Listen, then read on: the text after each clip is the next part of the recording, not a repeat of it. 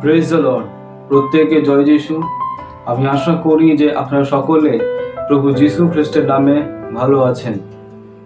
প্রিয় ভাই বোনেরা, আজকের বাইবেল স্টাডি স্টার্ট করার পূর্বে আমি জানাতে চাই যে আমরা একটা ধারাবাহিকভাবে বাইবেল স্টাডি শুরু করেছি এবং পূর্ববর্তী বাইবেল স্টাডিতে আমরা দেখেছি বাইবেল কি, অর্থাৎ বাইবেলের পরিচয় দেখেছি এবং আমরা দেখেছি পুরাতন নিয়মের পরিচয়, আমরা দেখেছি আদি পুস্তকের পরিচয় এবং আজ আমি বিশেষ করে যাত্রা পুস্তকের ওপরে আজকে আমি চর্চা করতে চলেছি, যাতে আপনারা যাত্রা পুস্তককে ভালো করে বুঝতে পারেন। প্রিয় ভাই বোনেরা, জানাতে চাই কি আজকে এই ধারাবাহিকভাবে ভিডিও দ্বারা বাইবেল স্টাডি আমি কেন শুরু করেছি। আমি ধারাবাহিকভাবে বাইবেল স্টাডিজ এর জন্য শুরু করেছি যাতে আপনারা সকলে যারা বাইবেলকে পড়ার পর বুঝতে পারছেন না, যাতে আপনাদের বুঝতে সুবিধা হয়। এই কারণে আমি আজকে ধারাবাহিকভাবে বাইবেল স্টাডি আমি শুরু করি। আসুন আমরা দেরি না করে আজকে আমরা আমাদের এই লেসনের মধ্যে আমরা এগিয়ে চলি। আমরা আজকে জানতে চলেছি যাত্রা পুস্তকের পরিচয়, কিভাবে ইসরায়েল জাতি মিশর দেশের গোলামি থেকে উদ্ধার পেয়েছিল। আসুন আমরা শুরু করি।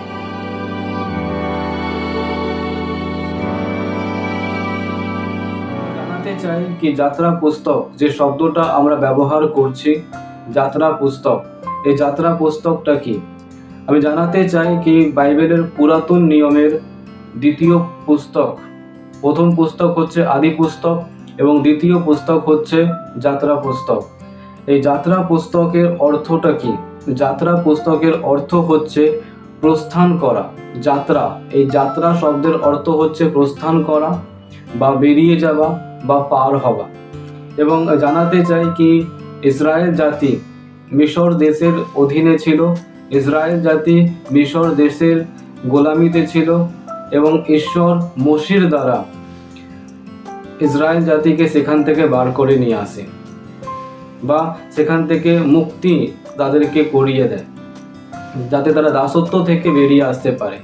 আজ তাই যাত্রা পুস্তক যে শব্দটা আমরা বাইবেলের মধ্যে দেখি বড় বড় করে লেখা, এই যাত্রা পুস্তকের অর্থ হচ্ছে প্রস্থান করা বা সেখান থেকে বার হওয়া, দাসত্ব থেকে বার হওয়া, গোলামি থেকে বার হওয়া। ইসরায়েল জাতি মিশর দেশের গোলামি থেকে বার হয়েছিল।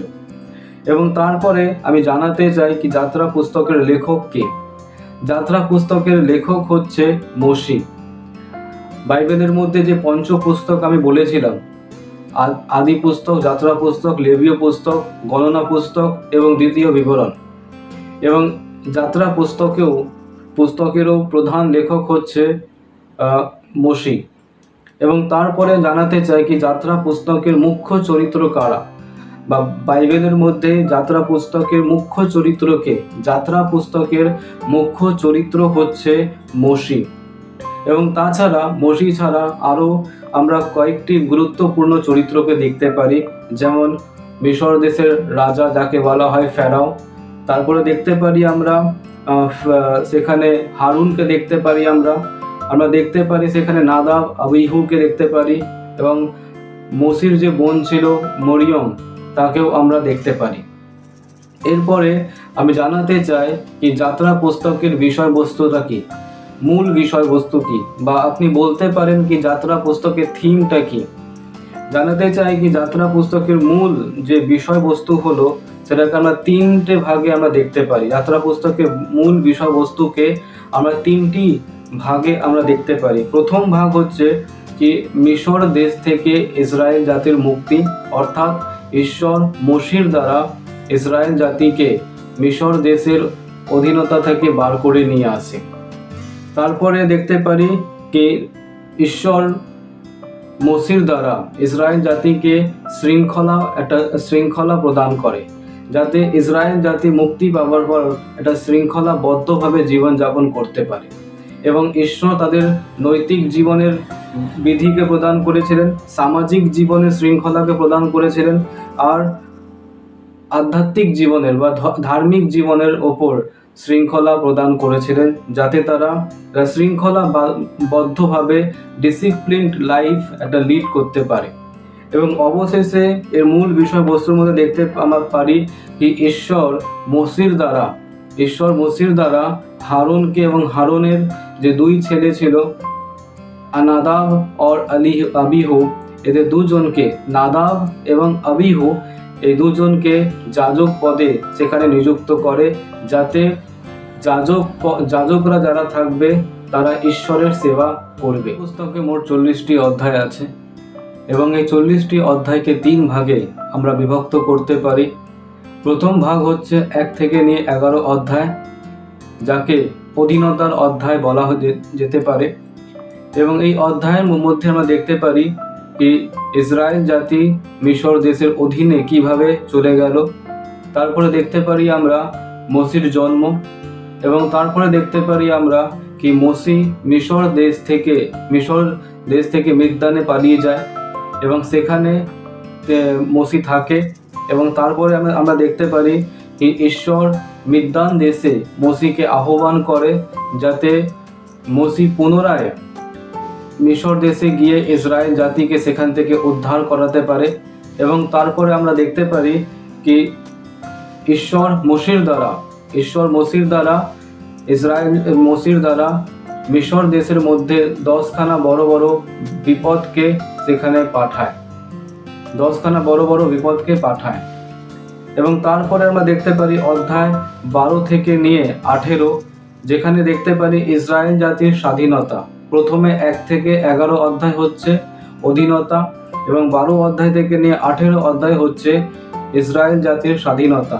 এবং এখানে দেখতে পারি কি ঈশ্বর মিশর দেশের মধ্যে একটা বড় ভয়ঙ্কর একটা বিপদকে পাঠায়। এবং সেটা হলো কি মিশর দেশের মধ্যে যত প্রথম জাত সন্তান আছে, সে সমস্ত প্রথম জাত সন্তানকে ঈশ্বর শাস্তি দিয়েছে।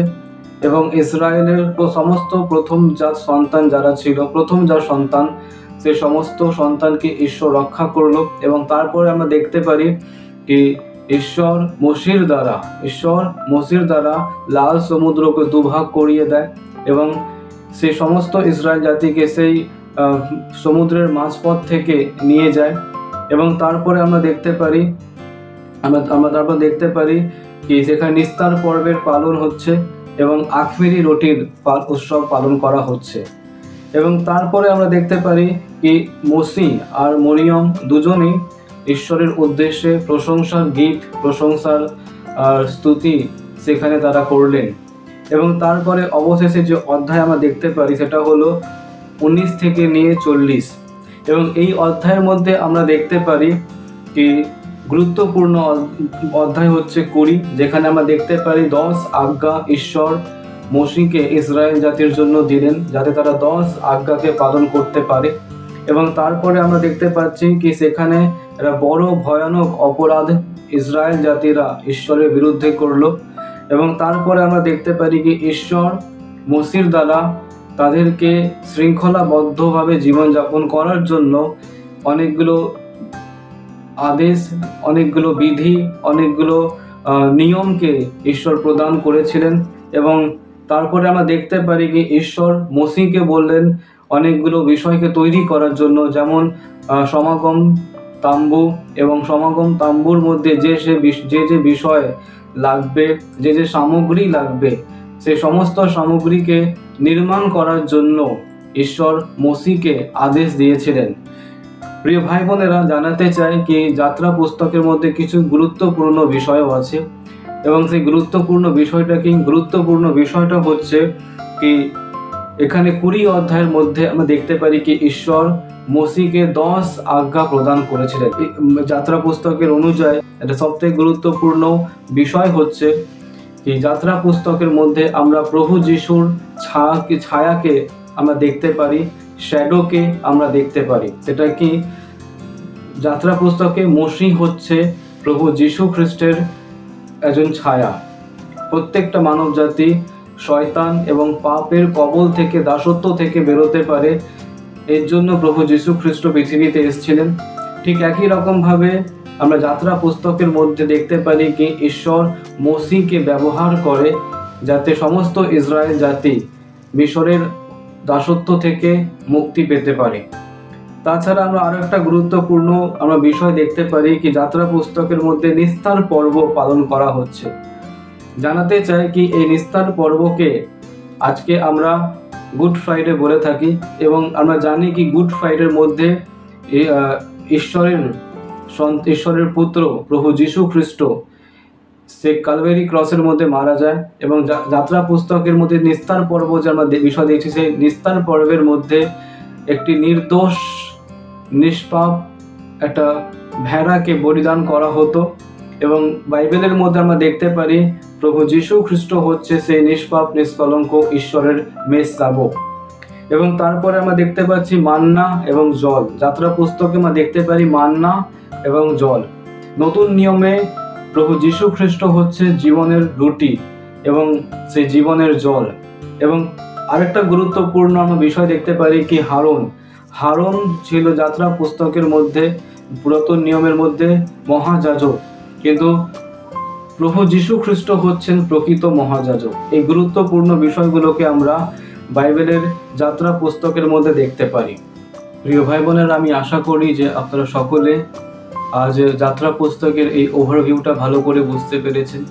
এরপরে আমি পুনরায় আপনাদের সম্মুখে লেবীয় পুস্তকের ওপর ওভারভিউকে নিয়ে আসব, এবং আমি আজ এই ভিডিওকে এখানে আমি এন্ড করছি।